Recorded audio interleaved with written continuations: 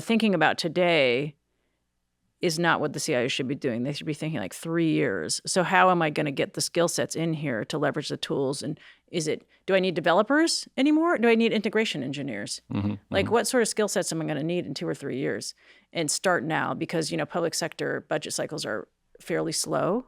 And when the time comes, you want to make sure you kind of hit the mark right when you need to hit the mark. And should they be thinking about facilitating greater digital dexterity in the user base, and how should they be approaching the challenge of digital adoption at scale as well for all these new technologies, do you think? You really need to understand that build versus buy conversation.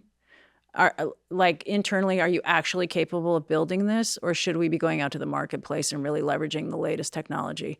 And I think that's what you really need to prepare for your users for, right? You really need to build the future organization, not the current organization. And even the future organization is a little bit of a gamble, but I just don't think the here and now is the type of organization CIOs need to be running. They need to be running that organization. And that's something you've spoken about before. CIOs need to focus less on managing infrastructure, a bit more on focusing on driving those business outcomes. Yes. And it seems to me that that's maybe something sourced at that experience in the Marines, right? I mean, business outcomes is a different way of talking about it. But yep.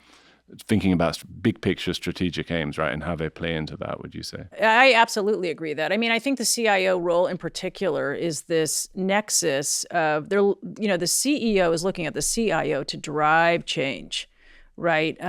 Leverage the technology to a point where either we can increase revenue, bring more value to our customers, ensure that our customers are happy with the, applications we're putting in the marketplace. And that's actually been very interesting. Customers will leave you if your technology isn't where it needs to be.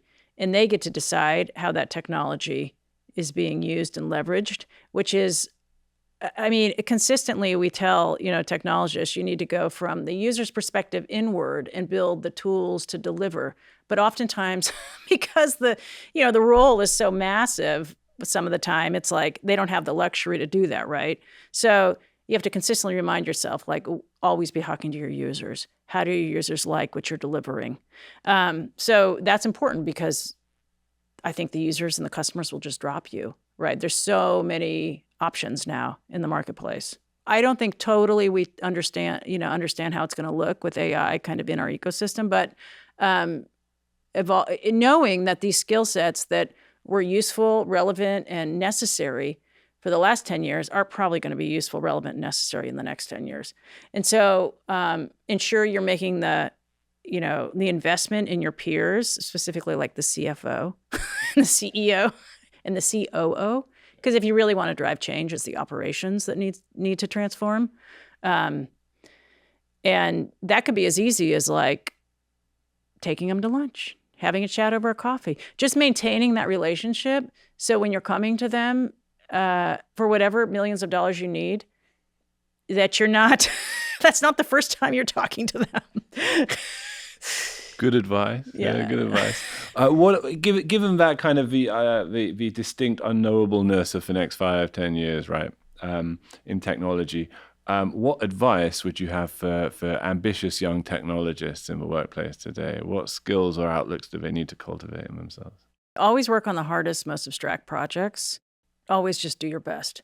You're going to shine, right? But you got to put yourself really in something that you're not comfortable, and that's the key to growth. So I would say that for sure. Always keep learning. I mean, I'm enrolled in an AI program at MIT.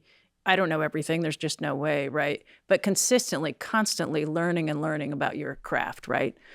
So you can speak about it and hang with the conversations. I mean, you certainly are going to get into conversations where, you meet the chief architect and they have taken you into another realm. But that's okay. You just have to recognize when you're out of your depth and admit you're out of your depth. Yeah. Oftentimes I see people don't admit it, and I think, okay, come on, we don't really know what he's talking about, do we? Like the killer hummingbirds. How do they work? I have no idea.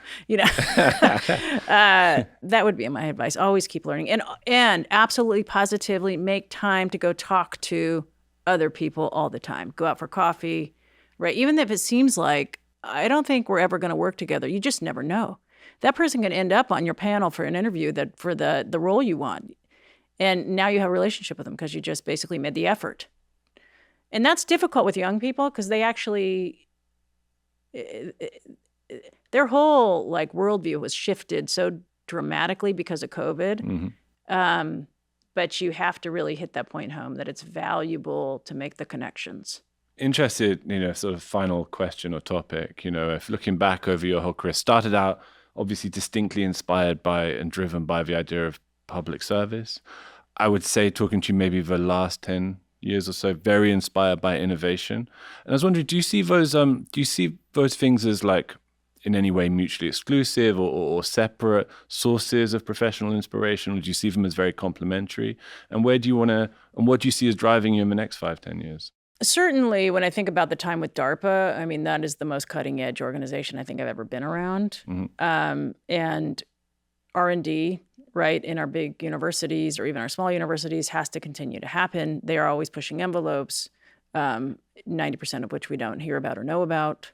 And so that's important. So I think, everybody agrees like that they're part of the public sector remit, higher education, right? When I think about K-12 schools doing things differently and just the kids now, the young ones, they just don't have the same worldview, right? That has evolved so fast. I just hope they find their way to public service at some point, like I was inspired when I was younger. Hopefully they're inspired to, and I think they are because they seem much smarter than we ever were. So that's encouraging.